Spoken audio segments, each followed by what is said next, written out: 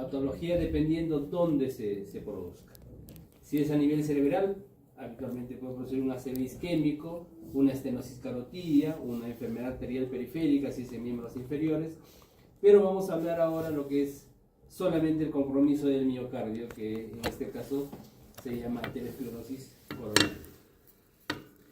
Entonces, el origen de las placas ateroscleróticas básicamente va a redundar sobre el colesterol LDL. El LDL es un tipo de molécula de colesterol que tiene avidez por instalarse y acumularse dentro del subendotelio. Como ustedes se fijan acá, a ver, voy a poner el puntero. Si ustedes se fijan, bueno, esta es la luz del vaso, esto de acá es el endotelio y este es la capa íntima media o el subendotelio. Entonces, este exceso de colesterol malo, que es el colesterol LDL, que está aquí dibujado como una especie de rombo color oro, que van acumulándose por debajo del endotelio y por lo tanto esto atrae moléculas, sobre todo inicialmente macrófagos, que tratan de fagocitar, pero sin embargo la cantidad de LDL es tan abundante que incluso estos macrófagos van a ser insuficientes, van a llegar a acumularse una gran cantidad de LDL o grasa dentro de su interior, en su citoplasma, que va a producir las llamadas células espumosas. Posteriormente, recuerden que el macrófago es una célula presentadora de antígeno y por lo tanto esto atrae células inflamatorias como son los linfocitos, formación de colágena, de fibroblastos, etc. Y detritus finalmente, porque se produce una fagocitosis y apoptosis también de los macrófagos por debajo del endotelio y se va acumulando esto formando una placa aterosclerótica, ¿no? Entonces, esto a expensas de una reducción del vaso sanguíneo. Ustedes observan aquí en la parte inferior, en un corte transversal de la arteria coronaria, se evidencia cómo hay una estenosis progresiva de los vasos sanguíneos. Mientras esta obstrucción sea parcial y no haya una ruptura de placa, va a seguir como un síndrome coronario crónico, ¿okay?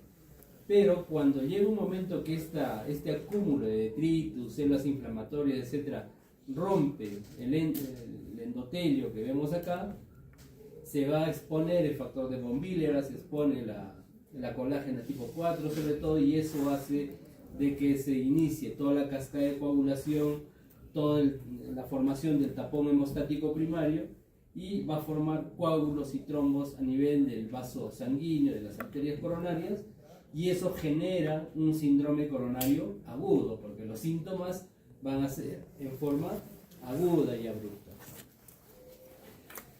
Existen factores de riesgo para esto, existen factores de riesgo no modificables como son la edad, el sexo y factores genéticos. Bueno, hasta ahora todavía no tenemos la posibilidad de modificar la genética. Si bien es cierto, hay una rama de la genética que es la epigenética, tratando de modificar y evitar algunas enfermedades, pero todavía no está demostrado su beneficio, no está todavía en un desarrollo suficiente como para evitar un síndrome coronario, al menos con la epigenética. Entonces, existen otros factores, como los factores sí modificables, como es la hipertensión arterial, la hipercolesterolemia, el tabaco, la obesidad, el estrés, que sí nosotros podemos modificarlos. Entonces, es importante tener en cuenta cada uno de estos factores para hacer una probabilidad de que el paciente pueda tener un síndrome coronario crónico o agudo. Con respecto a la epidemiología, en realidad estas patologías han ido en aumento en forma general, sobre todo los infartos miocardios ST no elevados. Miren la prevalencia en mujeres, si bien es cierto, es menor entre los 45 y 54 años, pero después de los 55 la prevalencia es similar tanto en varones como en mujeres. Esto sobre todo porque hay una protección de alguna manera de los estrógenos en las mujeres que protegen de alguna manera la formación de placas ateroscleróticas. Entonces lo que vamos a hablar es inicialmente de síndrome coronario crónico, anteriormente llamado angina estable, actualmente en las guías lo van a encontrar como síndrome coronario crónico, y básicamente estos se va a producir por una obstrucción parcial de las arterias coronarias y sin presencia de ruptura de la placa aterosclerótica.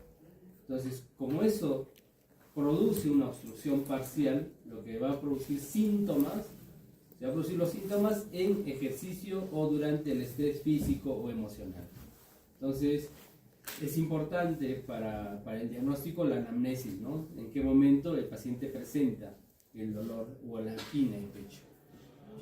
Bueno, esto es para mostrarles la grave severidad que puede haber en las arterias coronarias, y cuanto más obstruido está la arteria coronaria, obviamente el paciente presentará mayor sintomatología. Entonces, probablemente pues un paciente que tiene una arteria coronaria como lo que vemos en la parte final a la derecha de ustedes, tendrá pues una angina a mínimos esfuerzos, o caminar media cuadra o corto tramo y presenta angina, ¿no? Mientras que el paciente que tiene una obstrucción, por ejemplo, en esta arteria coronaria, probablemente corra, haga ejercicios extenuantes y después recién presente la sintomatología.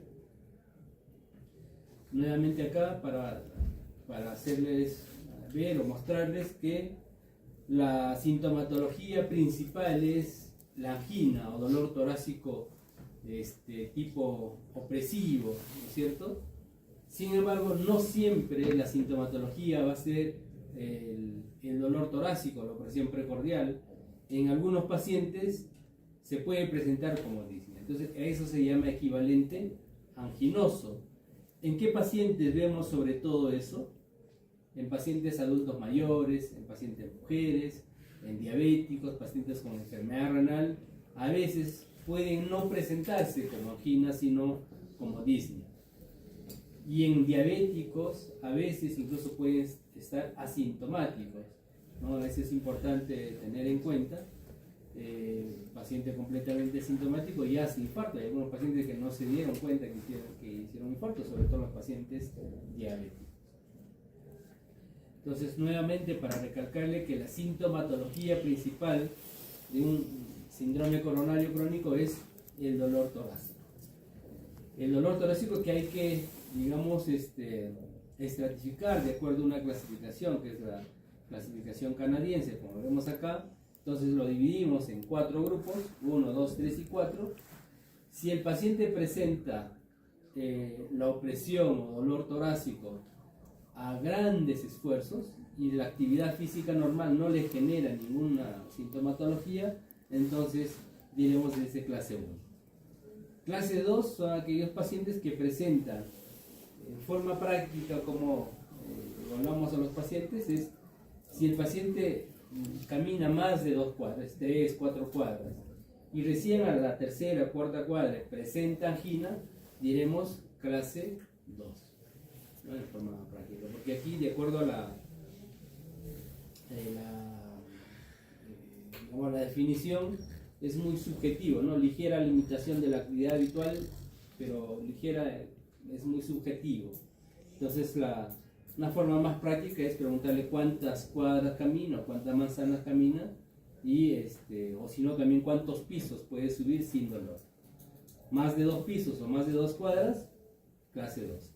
Si es menos de 2 cuadras o menos de 2 pisos, digamos, presenta angina, diremos que es clase 3, y clase 4 son aquellos pacientes que presentan incluso en reposo o a mínimos esfuerzos.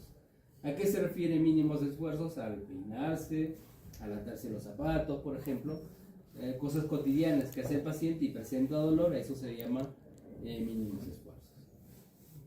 igualmente, como la sintomatología no siempre es el dolor, sino también puede ser la disnea. Para la disnea tenemos una clasificación, la clasificación de la NIHA, que es la misma clasificación que se hace en insuficiencia cardíaca, que vamos a verlo después. Igualmente, ¿no? Más de 2 cuadros, menos de 2 cuadros, el mínimo de esfuerzos, es la misma clasificación, pero en este caso la sintomatología es la disnea. Muy bien, entonces, el síndrome coronario crónico puede presentarse en diversos escenarios. Obviamente, lo más frecuente es que se presente durante el esfuerzo físico, ¿no es cierto? Como ya habíamos mencionado, que es casi el 90% de los pacientes se presentan de esa manera. En algunos casos puede el paciente no presentar ninguna sintomatología y por algún motivo el paciente se hace un ecocardiograma y vemos que la fracción de eyección está reducida. Entonces, eso también es otra forma de presentación y en ese tipo de pacientes habitualmente hacemos un cateterismo cardíaco para evaluar las arterias coronarias u otros exámenes para poder determinar si ese paciente tiene sintomatología, como una prueba de esfuerzo, un ecoestrés, para poder identificar. O algunos pacientes se presentan después de una revascularización, antes del año, después del año. Entonces son formas de presentación, obviamente son menos frecuentes, como por ejemplo por un vasoespasmo o lesión microvascular, o en pacientes que a veces pasan asintomáticos, sobre todo en pacientes diabéticos, como ya les mencionaba. Entonces, ¿cómo diagnosticamos nosotros un síndrome coronario crónico? Básicamente por la anamnesis o la historia clínica. Entonces, estos pacientes generalmente vienen a la consulta y vienen a consultar o preguntar qué es lo que tengo yo, porque cuando camino 2, 3 cuadras, presento un dolor en el pecho, un dolor torácico opresivo que a veces se puede irradiar a la mandíbula, al cuello, al brazo izquierdo, o a veces a la región abdominal, al epigastrio. Entonces, en ese tipo de pacientes, lo primero que tenemos que averiguar cuáles son sus factores de riesgo. Como ya les había mencionado, hay factores de riesgo para un síndrome coronario.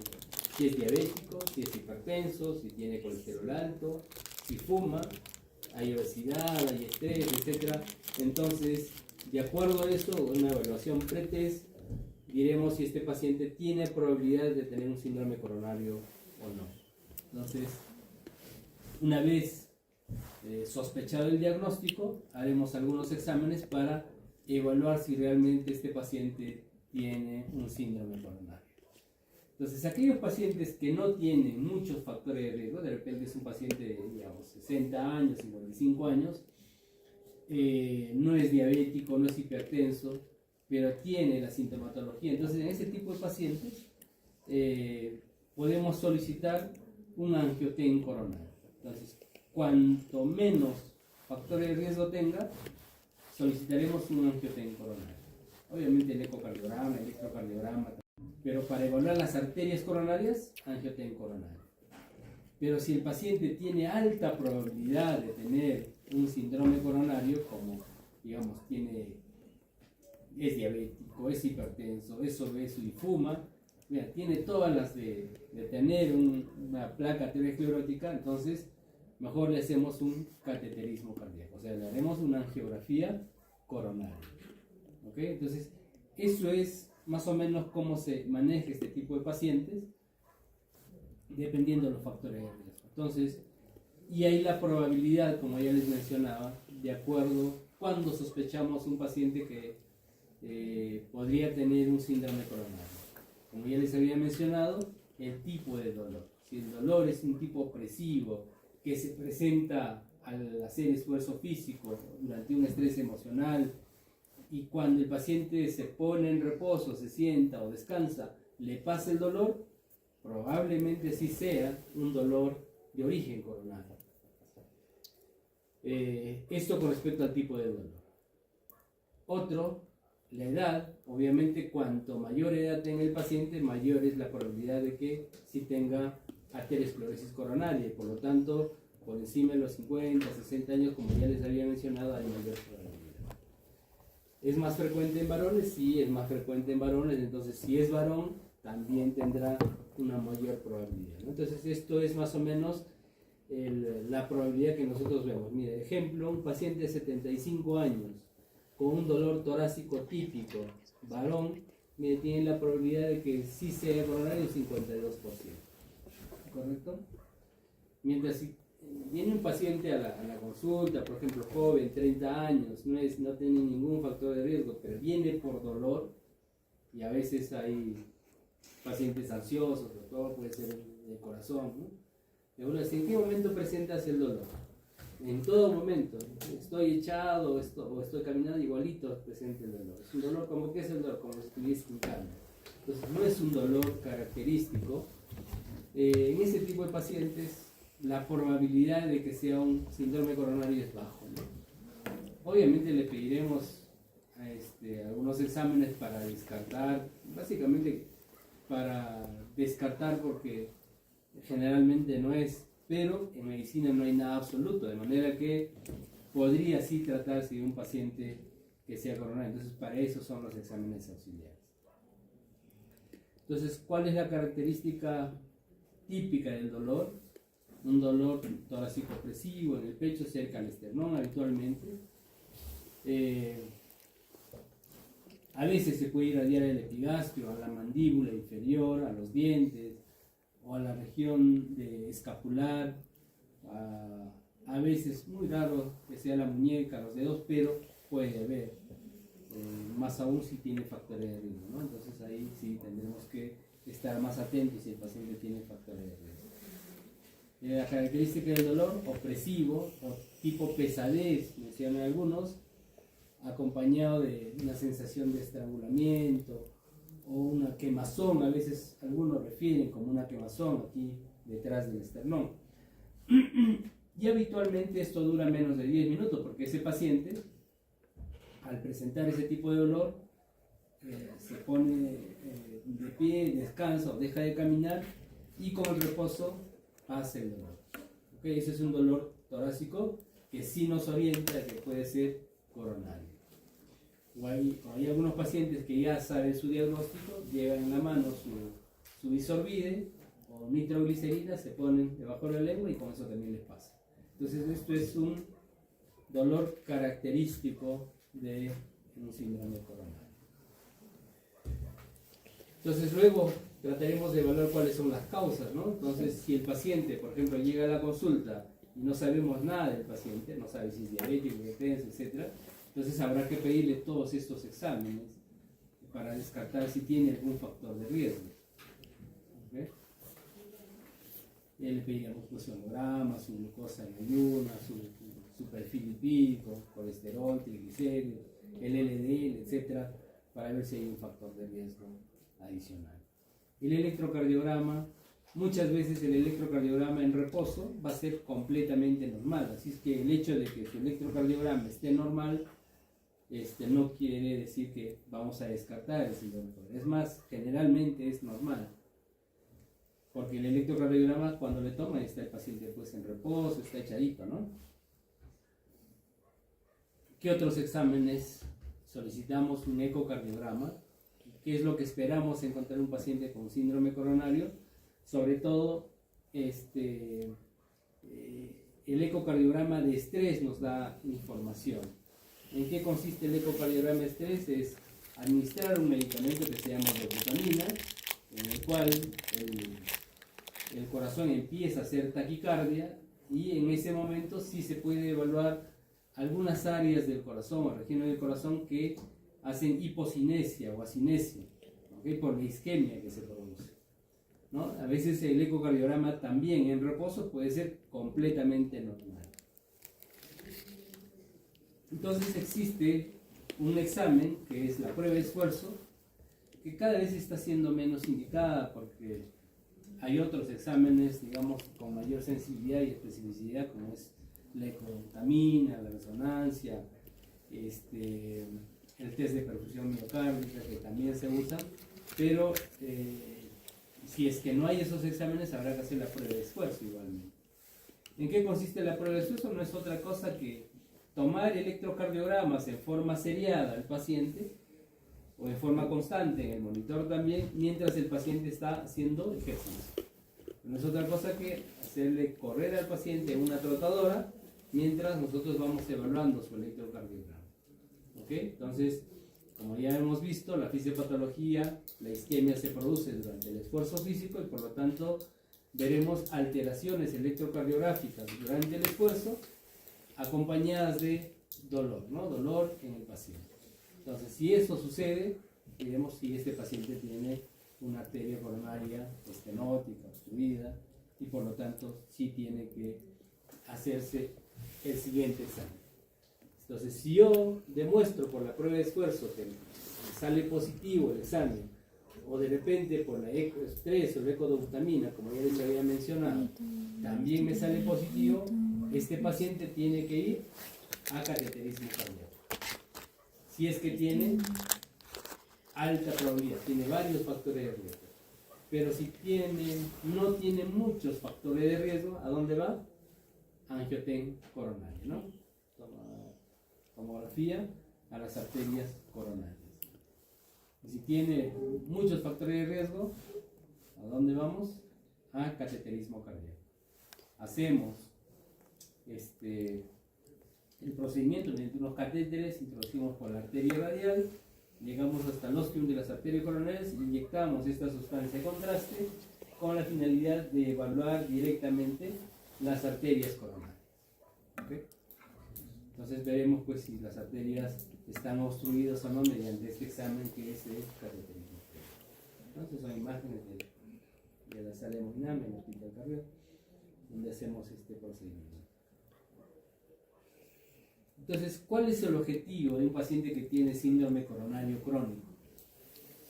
Cuando hay síndrome coronario crónico, como habíamos visto, hay placa aterosclerótica que todavía no se ha roto, ¿no es cierto? Entonces, el objetivo terapéutico es de que ese crónico no se convierta en agudo, porque si es agudo, sí es mucho más peligroso, porque ese paciente puede presentar un infarto de miocardio al obstruirse completamente esa arteria coronaria, y ahí sí no nos da tiempo como para poder dar el tratamiento farmacológico. Tenemos que abrir en forma mecánica o usar fibrinolíticos, como vamos a ver después, ¿no? Entonces el objetivo es reducir la incidencia de eventos trombóticos agudos. Entonces, ¿qué diremos a los pacientes? Si es que presenta esos síntomas, que esté en reposo, siempre tenga a la mano los nitratos sublinguales, y si presenta un dolor torácico o un dolor anginoso más de 20 minutos y que no cede al reposo, probablemente se haya convertido en agudo y el paciente tiene que ir a emergencia. Entonces, cuando estos pacientes llegan a la consulta, bueno, habrá que reducir los factores de riesgo, ¿no? Si el paciente fuma, le diremos que deje de fumar. Si el paciente tiene hipertensión arterial, le diremos que tome sus medicamentos para la presión arterial. Si tiene colesterol alto, igualmente su dieta, actividad física, y tomar los medicamentos también para bajar los niveles de colesterol.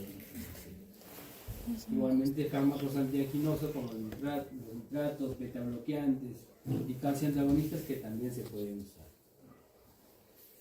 Muy bien, entonces, ¿y cuando estos pacientes le indicamos, señor, usted tiene que someterse a un bypass?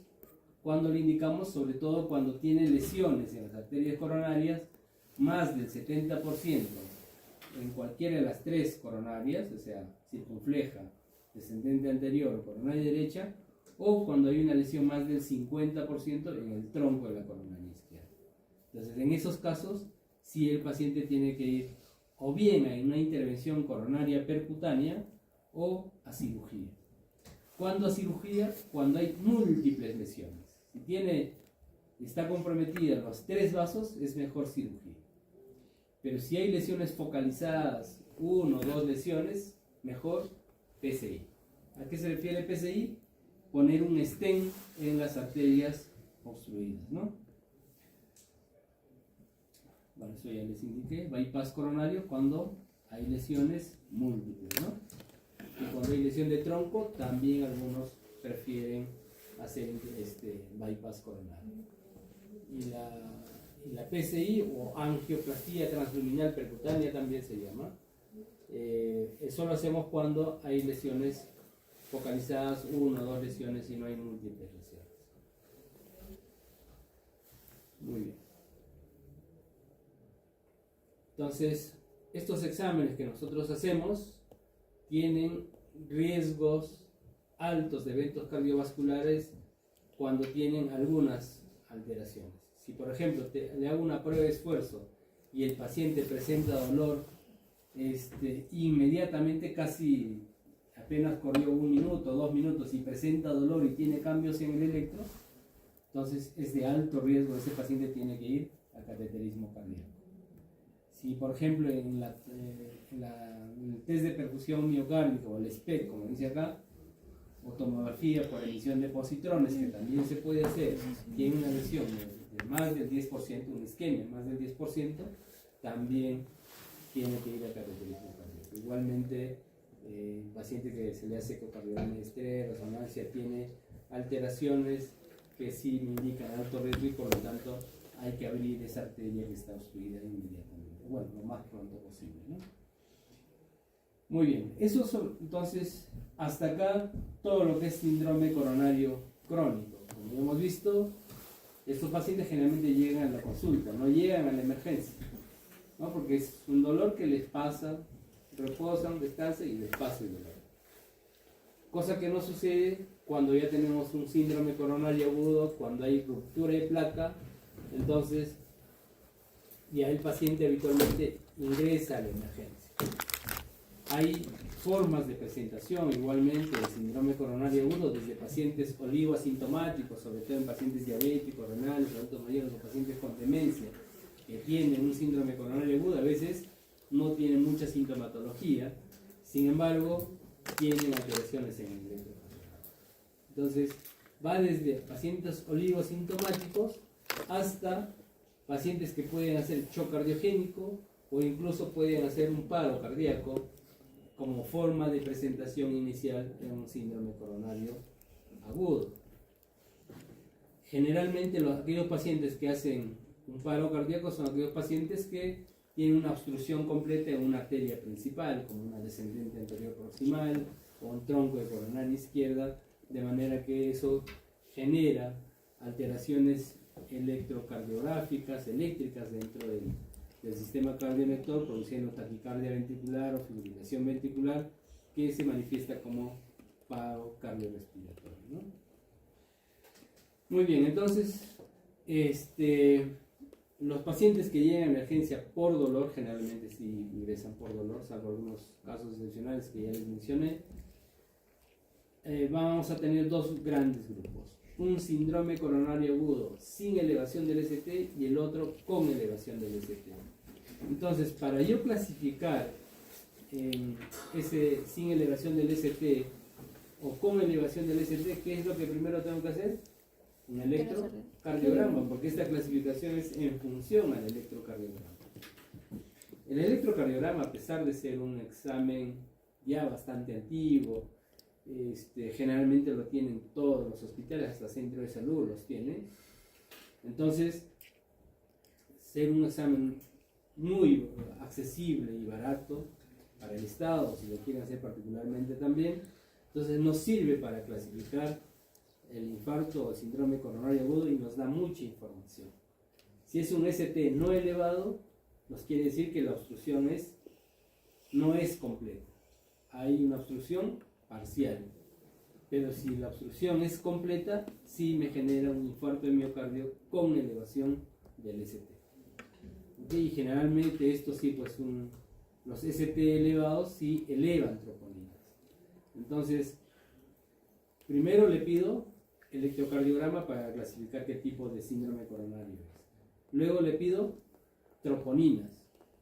Si las troponinas me salen positivas, ya cambia de nombre, ya no es síndrome coronario agudo. Si es síndrome coronario agudo sin elevación del ST, con troponinas positivas, le llamaremos infarto agudo de miocardio sin elevación del ST. troponinas positivas, cambia nombre, ya hay infarto, porque las troponinas me dicen que hay necrosis del miocardio. Entonces ya cambia el nombre, infarto agudo del miocardio sin elevación del ST. Y si las troponinas me salen negativas, entonces no hay necrosis del miocardio todavía, si bien es cierto hay obstrucción, pero es parcial y no es lo suficiente como para producir necrosis del miocardio, entonces se llama angina inestable. Y los síndromes coronarios agudos con elevación del ST, sí, generalmente estos sí elevan troponinas. Muy raro que un ST elevado no aumente troponinas porque hay una obstrucción completa.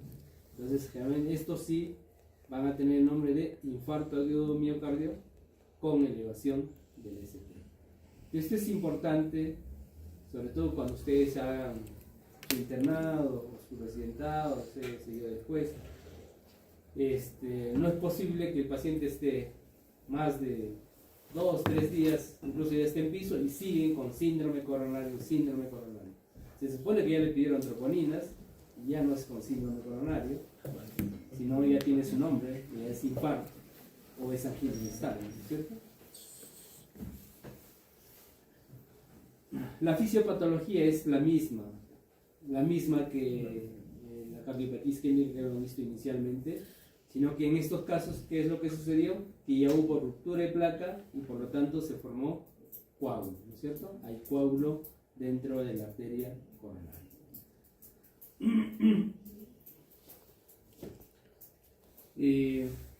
Entonces, ¿cómo diagnosticamos? Como ya les mencionaba, inicialmente por el cuadro clínico, el paciente viene con dolor. Antes de los 10 minutos de llegada del paciente a la emergencia, lo que tenemos que hacer es tomarle un electrocardiograma para clasificar si es un ST elevado o ST no elevado, o de repente descartamos, ¿no? Porque puede ser que no haya. Aunque si el paciente presenta un dolor torácico, opresivo, tiene todas las características de un síndrome coronario, es diabético, es hipertenso, es obeso, y su electro sale normal, no le podemos dar de alta. Puede ser que su electro inicial sea normal, entonces habrá que pedirle electrocardiogramas en forma serial. A veces en el segundo o tercer electro recién hay alteraciones. Por lo tanto, es importante tener en cuenta los factores de riesgo y la presentación del dolor, ¿no? La forma de presentación del dolor.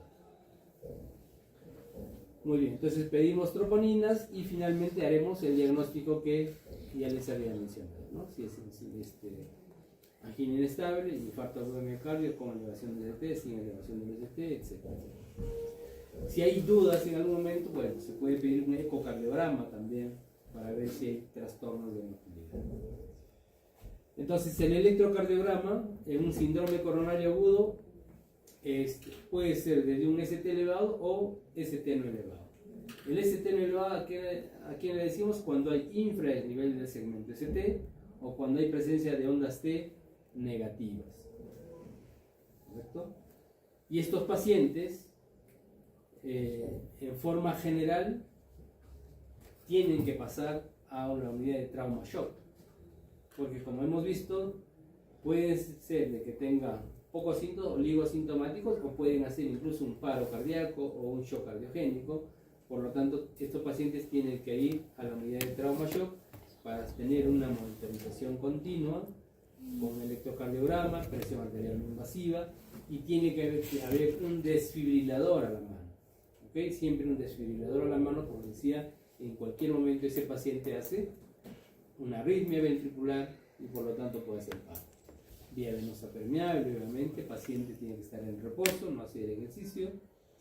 En NPO, que no coma nada, porque los pacientes a veces empiezan, cuando hacen síntomas neurovegetativos, por la misma patología, empiezan a tener náuseas, vómitos, pueden perder la conciencia y se aspiran, ¿no? Entonces, por lo tanto, ese paciente tiene que estar en NPO por lo menos en las primeras 12 horas.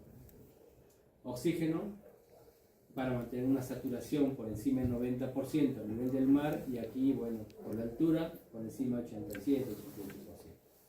Manejo del dolor es importante, de preferencia la meperidina, o también puede ser la morfina, pero de preferencia la meperidina porque el dolor que produce más taquicardia y por lo tanto mayor consumo de oxígeno y por lo tanto más necrosis. Ansiolíticos, igualmente, el prazolam o cualquier otro ansiolítico, es importante. Eso en forma general un síndrome coronario agudo. Ahora veremos un síndrome coronario agudo sin elevación del ST. La forma de presentación, lo más frecuente es la presencia de un dolor anginoso prolongado, ¿no? En el crónico, ¿cuánto duraba? 10 minutos y pasaba el dolor en reposo. Acá el paciente puede estar en reposo y sigue con dolor porque ya se formó el coágulo no va a desaparecer en reposo, ¿no es cierto? Entonces más de 20 minutos sigue con dolor, entonces ese paciente sí tiene que ir a emergencia, ¿no? Y eso es la forma de presentación más frecuente, aproximadamente el 80%.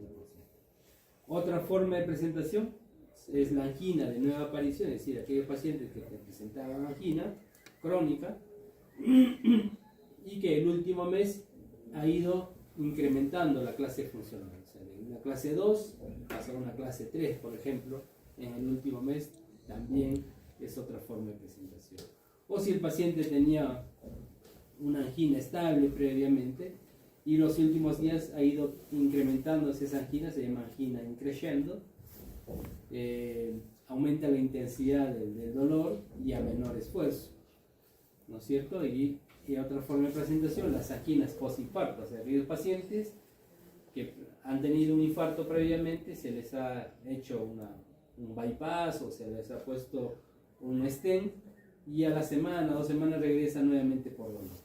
Y eso también es otra forma de presentación que es mucho menos frecuente, ¿no? La forma de presentación más frecuente es lo que habíamos mencionado. Un dolor que no cede más de 20 minutos y no cede el dolor.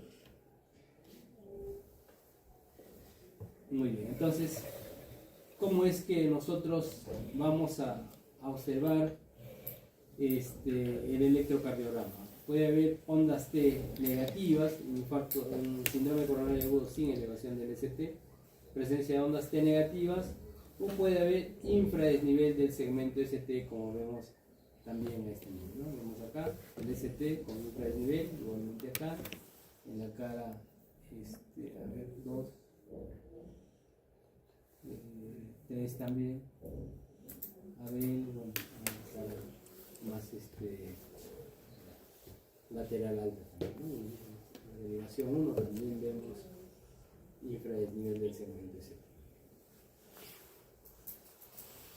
Muy bien, entonces recuerden ustedes que las troponinas lo que nos dicen es que hay muerte celular, ¿no es cierto? Entonces, si las troponinas salen positivas, cambia de nombre, ya hay infarto. Y estas troponinas van a aumentar sobre todo en las primeras 2 horas y pueden estar altas incluso hasta los 10 días o 14 días, que es lo que debemos siempre solicitar a un paciente que viene con un síndrome coronario agudo. Entonces, el diagnóstico, como ya les mencionaba, es el cuadro clínico, forma de presentación, el electrocardiograma y las troponinas, con estos 3. ¿Okay?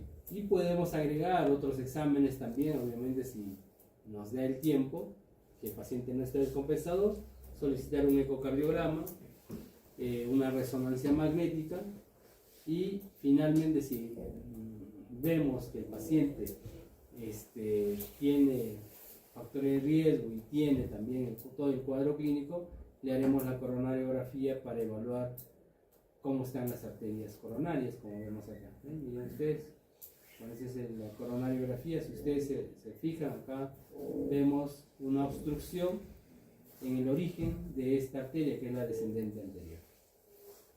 A ver, ahí hay una estenosis crítica ahí en el origen, ¿no?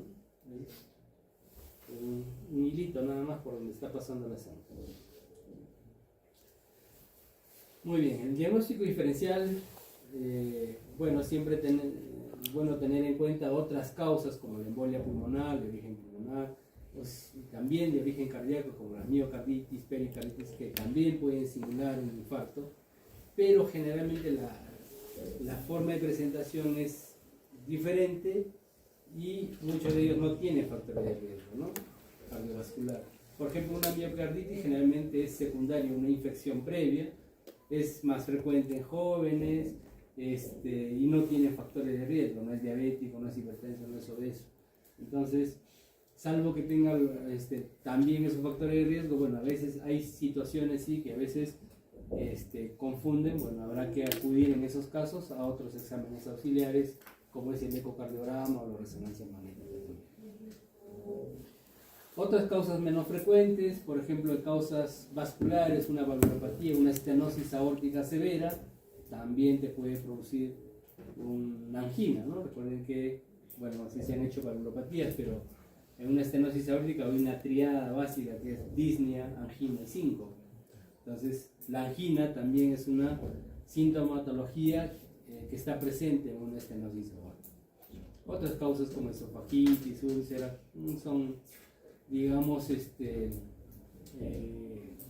más difíciles de confundir con un paciente con infarto, pero sí hay casos, entonces es importante tener eso en cuenta, ¿no? Como ya les mencionaba, hay alteraciones en el electrocardiograma, sobre todo infradesnivel del segmento ST o presencia de ondas T negativas. ¿Qué otros biomarcadores podemos solicitar aparte de las troponinas? Péptidos natriuréticos, PCR, sobre todo el PCR ultrasensible, siempre solicitar glucosa, la hiperglicemia, el ingreso también es un factor de pronóstico, de peor pronóstico del paciente en la evolución del síndrome coronario. Otras variables, obviamente, es hemoglobina, leucocitos, la función renal, la creatinina, perfil tiroideo también, que es importante tenerlos en cuenta. Entonces, si el paciente viene a la emergencia con un dolor torácico, ¿qué es lo que solicitaremos inicialmente? Su electro, que eso ya sabemos. Si es un ST no elevado, entonces pediremos las troponinas, sobre todo las troponinas ultrasensibles. ¿Ok?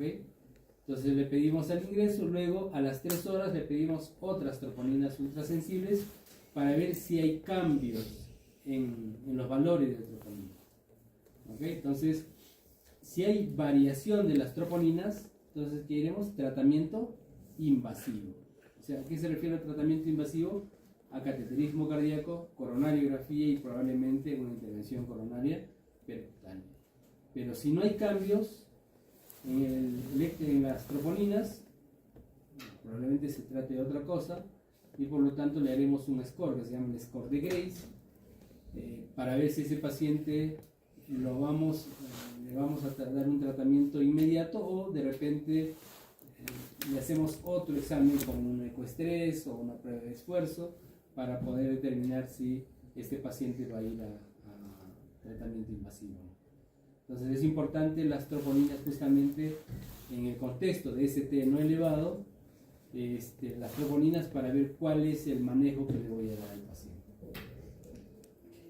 Entonces, ¿qué es el score de Grace? El score de Grace es un score que nos permite determinar el riesgo de este paciente. Cuanto mayor es el riesgo, obviamente este paciente irá a cateterismo cardíaco, irá a un tratamiento invasivo. Aquí está el score de Grace, donde vemos la edad, la frecuencia cardíaca al momento de ingreso, la presión arterial sistólica, la creatinina, la clasificación de Kirby-Kimba en el momento del ingreso.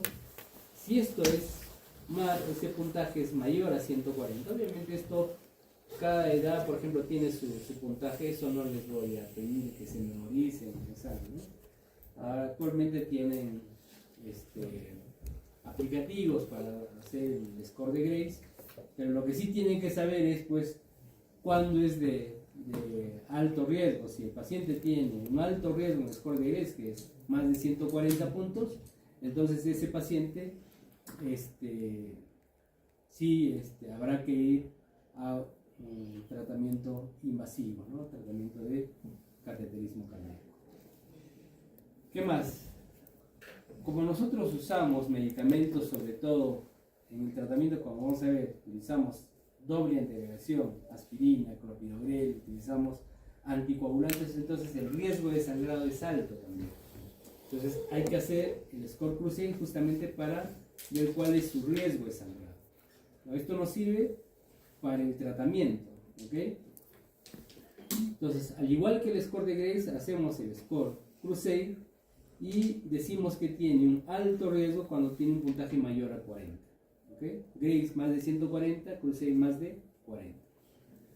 Entonces, si tiene alto riesgo de sangrado, habrá que tener cuidado con los antiagregantes plaquetarios, sobre todo con el prasugrel, que es el medicamento que produce más hemorragia. Esto es la terapia antitrombótica que se utiliza en el síndrome coronario agudo.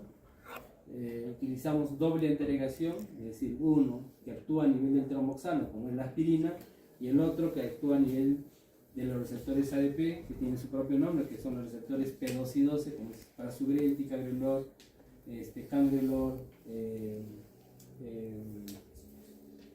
y clopidogrel, que nosotros tenemos aquí en la mano. Otros medicamentos, inhibidores de glicoproteína 2B3A, como la eptifibatid, etc., son medicamentos que se usan, pero no en forma rutinaria, sino se utilizan en salva hemodinâmica. Eso habitualmente no se utiliza. Y los anticoagulantes, como es la enoxaparina, la heparina no fraccionada, el fondaparinux, que también se pueden usar. Entonces, miren ustedes, son medicamentos que todos actúan en tratando de evitar el coágulo, el trombo que está en las arterias coronarias, ¿no? Entonces, para eso usamos el score Crusade y el score de hemorragia, que es el Crusade, y el otro el score de Graves, que es el riesgo de isquemia. Entonces, los medicamentos más potentes como antiagregante plaquetario es el prasugrel. Es más potente como antiisquémico, pero también te produce más hemorragia. Entonces es importante tener en cuenta, la aspirina siempre se usa, eso sí, para todos, pero hay que agregarle un inhibidor P2 y 12. Si tiene riesgo isquémico alto y no tiene riesgo hemorrágico alto, entonces sí le damos el prasugrel. Pero tiene riesgo isquémico alto, pero tiene también riesgo hemorrágico, no le podemos dar el prasugrel. Habrá que darle el clopidogrel, que es menos potente, pero también te produce menos hemorragia. ¿Ok? Entonces, clopidogrel. Y si el paciente obviamente no tiene riesgo isquémico alto, ¿para qué darle un prasugrel, ¿no? Mejor le damos un clopidogrel nomás, uno que es más barato y otro que no produce tanto sangrado. Muy bien. Los síndromes coronarios agudos ST no elevados, no todos son iguales. Como ya les mencionaba, puede llegar el paciente chocado o pacientes que están con funciones vitales normales, estables. Sin embargo, los dos tienen un síndrome coronario agudo, ST no elevado.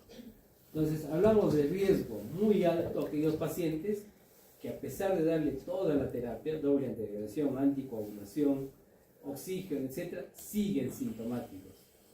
O hacen taquicardia ventricular, hacen arritmia ventricular, o están chocados. Ese tipo de pacientes son de riesgo muy alto, y lo que tienen que hacer es inmediatamente manejo invasivo, o sea, cateterismo y ponerle un stent lo más pronto posible, o sea, abrir esa arteria que le está produciendo todos los síntomas. Ahí de riesgo alto son aquellos pacientes que, bueno, tienen un score Graves mayor a 140, todavía presentan sintomatología, alteraciones en el electrocardiograma, cambios en la onda T, infradesnivel, que van variando, cambios electrocardiográficos. Bueno, ese tipo de pacientes, si bien es cierto, hay que abrir la arteria en forma mecánica, pero pueden esperar hasta las 24 horas, 48 horas incluso. Y entonces pueden esperar, no es necesario abrir la arteria en forma inmediata. Y hay otro grupo que de no alto riesgo son aquellos pacientes que tienen el electrocardiograma alterado, pero las troponinas están normales, no hay ninguna arritmia, están estables. Bueno, ese tipo de pacientes se les puede hospitalizar y después, en el transcurso de los días, antes del alta, se les hace el cateterismo y se puede poner el stent dependiendo el grado de estenosis que tenga. Entonces, es importante reconocer cuáles son de muy alto riesgo, porque estos pacientes sí tienen que abrirse la arteria en forma mecánica inmediatamente. ¿Cuándo inmediatamente? Antes de las 2 horas. hay que abrir esa arteria. ¿En qué consiste el tratamiento de revascularización? El PCI consiste en ingresar un baloncito al lugar donde está la estenosis, se infla el baloncito como vemos acá, se abre esta arteria, se abre esta área estenótica y finalmente se vuelve a ingresar con un stent, que es una especie de mallita que se pone por debajo, por dentro de la arteria, y vemos acá cómo se reperfunde esa estenosis que vemos en la arteria coronaria, ¿no? Entonces no lo podemos dejar así nomás, porque al nosotros distender con este baloncito, lo que hacemos es fracturar todas las placas ateroscleróticas y exponemos más factor de von Willebrand, exponemos más colágeno tipo 4 y eso hace de que se forme más trombo. Entonces es importante poner este stent, y este stent generalmente viene medicados con medicamentos que evitan que se formen trombos a este nivel. ¿Okay? Entonces para eso sirve el stent. Bueno, vamos a ir al siguiente grupo, que es síndrome coronario agudo con elevación del ST. Hasta ahí todavía hemos visto, podemos clasificar a nuestro paciente de muy alto riesgo, de alto riesgo, no alto riesgo. Nos da tiempo todavía porque la obstrucción no es completa. Pero cuando tenemos un electrocardiograma con supradesnivel del segmento ST, como vemos acá, elevación del segmento ST, ¿qué es lo que nos está diciendo? Que la obstrucción es completa, y ahí sí no tenemos mucho tiempo, tenemos que actuar inmediatamente. Entonces, ¿cómo actuamos? Hay que abrir la arteria, ya sea en forma mecánica, mediante el stent que ya vimos, o mediante medicamentos como es el Actilice.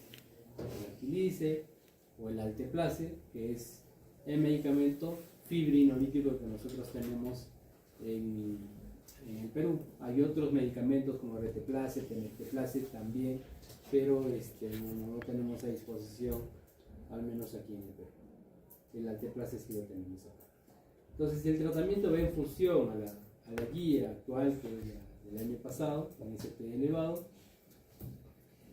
Aquí sí esto sirve para observar el tiempo, ¿no? Nosotros, en los pacientes que tienen un ST elevado, tenemos hasta 12 horas para poder abrir la arteria. ¿Okay? Cuanto más pronto sea, mejor, obviamente. Y siempre el manejo, como ya les había mencionado, siempre el electrocardiograma para poder ver el ST elevado y tratar de perder el menor tiempo posible, dependiendo a qué hospital llegue, porque lo ideal, como ya habíamos mencionado, es abrir la arteria en forma mecánica. Esto es lo ideal. ¿No? ¿Por qué? Porque vamos a abrir la arteria en forma localizada, la arteria comprometida de acuerdo a la coronariografía que se hace. Pero si no tuviéramos, habrá que utilizar medicamentos. Pero el medicamento no va a actuar solamente en la arteria obstruida, sino va a actuar en forma sistémica. Por lo tanto, al ser un fibrinolítico, lo que predispone es a sangrados, hemorragias. Entonces, por eso que lo ideal es poner un stent. Pero el problema es que el stent es un procedimiento que no se hace en todo lugar, no se hace en todos los hospitales. En forma aguda, al menos acá en el hospital, ni en el seguro ni acá no lo estamos haciendo. Porque eso es a la medida. Tienes que tener varios stents de diferentes tamaños dependiendo de la lesión que haya para poner ese stent, ¿no es cierto? Entonces, como eso no hay, lo único que nos queda es tratamiento farmacológico en nuestra realidad, ¿no? Pero ustedes tienen que saber cuál es lo ideal. Entonces, ¿qué pasa si el paciente llega a un hospital en Lima, digamos, como el INCOR, que sí tiene la capacidad de hacer la intervención coronaria percutánea las 24 horas del día, los 7 días de la semana? Entonces, si ingresa el paciente, tiene la posibilidad de PCI, inmediatamente ese paciente ingresa al hospital y antes de los 90 minutos ese paciente tiene que estar ya con su stent. ¿ok? Eso es lo que se hace bueno, en este hospital, en INCOR, o en otros hospitales que tengan la capacidad de intervención coronaria percutánea, ¿no? Pero si llega a nuestro hospital, por ejemplo, ya sea el Seguro o el Carrión, no tenemos la posibilidad de ofrecerle la PCI, ¿qué hacemos? Nos preguntaremos si lo podemos referir a otro lugar. Vamos a asumir que en La Oroya, o en Jauja, ya que está cerca. Es Jauja que está a 1 hora, ¿no? A 1 hora y a 40 minutos más o menos. Sí hay PCI. Hay un hospital grande que tiene la capacidad de PCI. Entonces, lo referimos. No le ponemos ningún filinolítico y lo que hacemos es inmediatamente referirlo para que le hagan la PCI, porque está cerca y le puede hacer la PCI. Pero si en nuestro caso, por ejemplo, tenemos la posibilidad de enviarlo a Lima, que está a 7 horas. No, pues son 7 horas. En esas 7 horas se va a ir necrosando más el miocardio y al final puede chocarse incluso en el viaje. Entonces, en esos casos, si la distancia o el tiempo hacia otro hospital que tenga capacidad de PCI está más de 2 horas, no lo refiero. Le hago tratamiento farmacológico. ¿Ya? Tratamiento farmacológico y después lo puede referir, sí, para que le hagan el cateterismo, la coronariografía, pero sí trato de salvar al menos lo poco que le queda con tratamiento farmacológico. ¿Okay? Obviamente si es que no tiene contraindicaciones, porque hay algunas contraindicaciones que vamos a ver ahora. De eso se trata este cuadrito, ustedes lo van a revisar. Entonces, ¿tiene capacidad de PCI? Tratamiento inmediato en el hospital. ¿No tiene PCI y está menos de 2 horas otro hospital? Lo refieres a otro hospital. ¿Tienes otro hospital pero está más de 2 horas? No. Aquí le hacemos filinolítico y después ya lo podemos referir. ¿Correcto? Muy bien, igual aquí tenemos para poder mencionarles o hacerles ver cómo hasta las 12 horas podemos utilizar el fibrinolítico y la PCI también. Obviamente siempre la PCI es lo más indicado, ¿no? Pero si no, fibrinolisis. Pero cuanto más nos demoramos, la fibrinolisis obviamente pierde su efectividad. ¿Por qué? Porque el fibrinolítico, ¿qué es lo que hace? Produce lisis del trombo, de la fibrina, ¿no es cierto? Lo que pasa es que cuanto más tiempo pase, ya se activa el factor 13, que es el factor estabilizador de la fibrina, y por lo tanto va a ser mucho más difícil de poder lisar ese coágulo.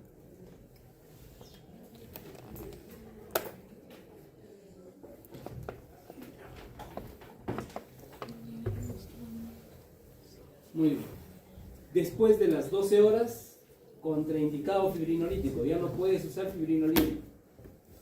Lo que sí puedes usar es PCI. PCI sí puedes usar, pero siempre y cuando el paciente todavía siga sintomático o tenga inestabilidad hemodinámica o inestabilidad eléctrica o arritmia. Si tiene todavía síntomas, sí se puede hacer PCI. Si no, ya no tiene indicación tampoco la PCI. Entonces, después de la PCI, ¿qué hacemos? Administramos tratamientos igualmente, la doble integración, aspirina, propidorel, oprasurel, ticagrelor, pero siempre aspirina.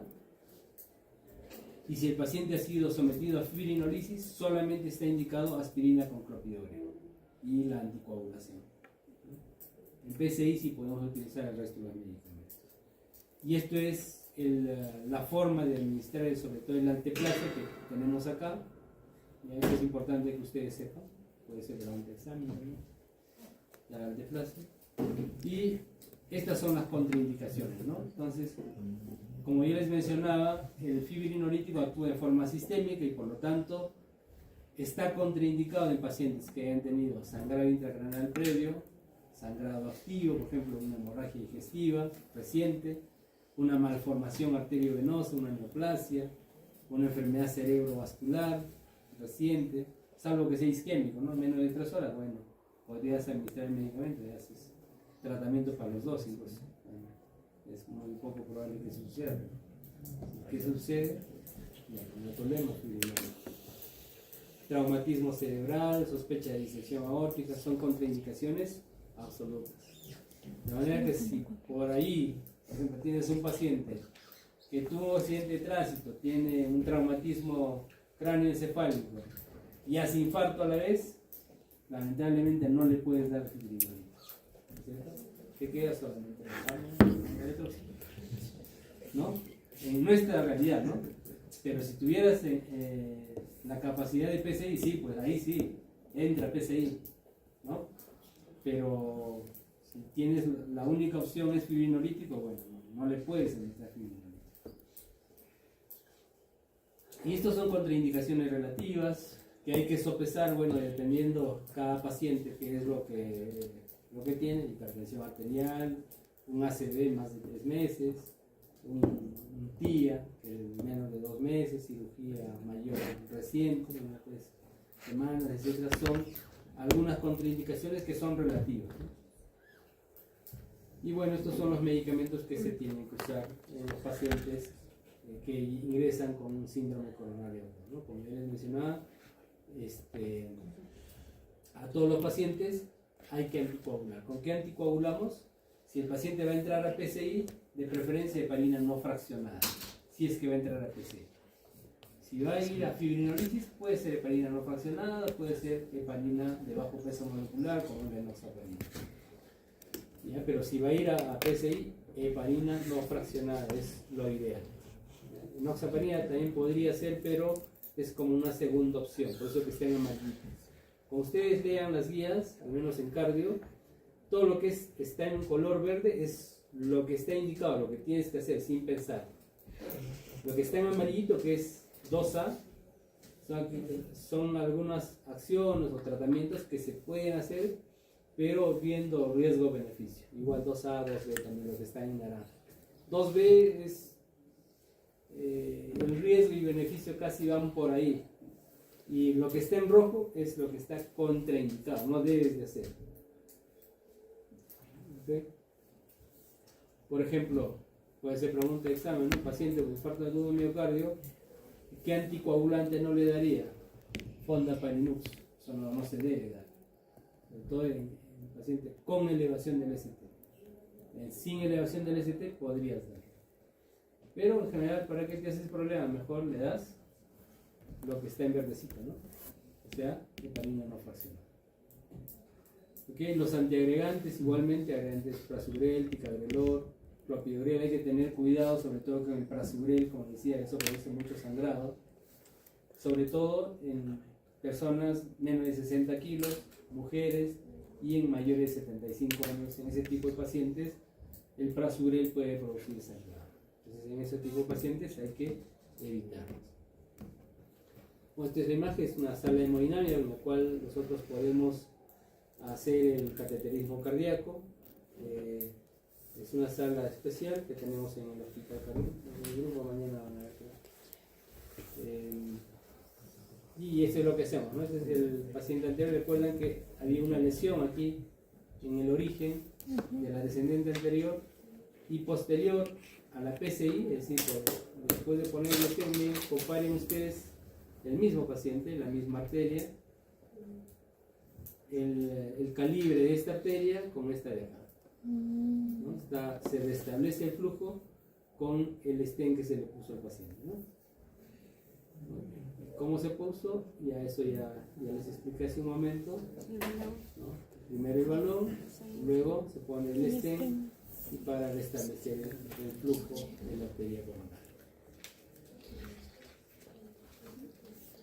Entonces, a largo plazo, ¿qué es lo que tenemos que dar? Factores de riesgo, tratar de controlar la presión arterial, la diabetes, actividad física, tratar sus medicamentos, doble integración, sobre todo las estatinas, y dependiendo de qué otros factores de riesgo tienen, ¿no? Si es hipertenso, habrá que decir que toma sus medicamentos, bajar el consumo de sal, carnes rojas, sobre todo llevar una dieta con una dieta mediterránea sobre todo. Ok, muy bien chicos, ustedes obviamente van a ampliar esto con las guías. Es importante que amplíen esto, no se queden solamente con las que tienen. Ok, muy bien. Gracias, Rob.